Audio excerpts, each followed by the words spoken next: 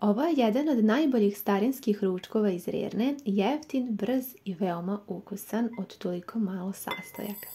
Uzmite jednu šolju od 200 ml, sipajte pirinač, tu ima tačno 200 g pirinča, pa uzmite i dobro operite sa toplom vodom iz nekoliko voda.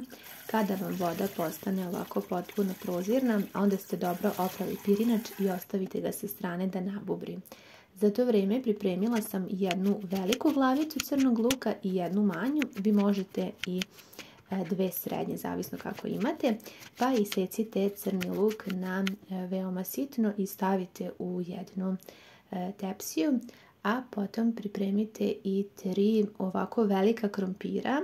Mislim da ovdje ima oko 1 kg krompira. I sada ćemo ga iseckati na veoma tanke floškice.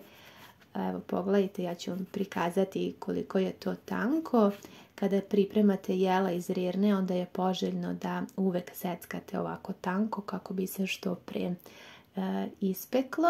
Potom iseckani krompir poređajte preko luka, a ukoliko su vam veliki komadi krompira, možete kolutove slobodno prepoloviti ovako na polovine. Pa tako poređate u tepsiju. Naš pirinač je već nabubrio sasvim dovoljno za vrijeme dok smo pripremili ostale sastojke. Isperite dobro vodu i onda sipajte i pirinač preko, pa začinite. Ja dodajem 2 kašike suvog začina, odnosno vegete, 1 kašiku mlevene slatke paprike, malo peršuna, zatim ću da dodam i malo bibera. Vi možete neku vašu kombinaciju začina koje volite. I za kraj uzimam dimljenu papriku, nju ću da pospem sasvim malo, pošto je ona dosta ljutkasta, a ja je obožavam. Sada spremite malo manje od pola šolje ulja, to je oko 50 ml, 60 ml ulja. Pospite od gore, pa onda sve ove pripremljene sastojke dobro zajedno promešajte, izmešajte da se sada sve to lepo sjedini, možete sa rukama ili kako je vama lakše. I za kraj prelite sa 1 litar vode. Meni je toliko potrebno, ako spremate ovu količinu i vama će to biti dosta.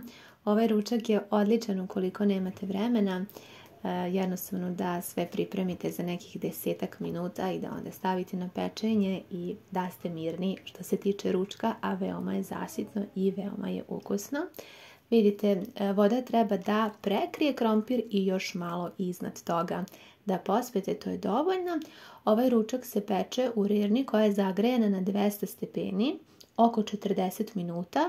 Na polovini pečenja potrebno je samo još jednom promešati i to je to. Ručak je spreman. Kao što vidite, veoma lepo izgleda ovako na oko, a još je ukusniji, dole se dno tepsije neće zalepiti, ono što je najvažnije. Kada se još malo prohladi, još se lakše vadi, ali ovdje je bilo sada jako vruće. Zaista ne znam šta bih vam rekla, osim da ukoliko niste pravili na ovaj način, obavezno isprobate. Preukusno je i izuzetno zasitno.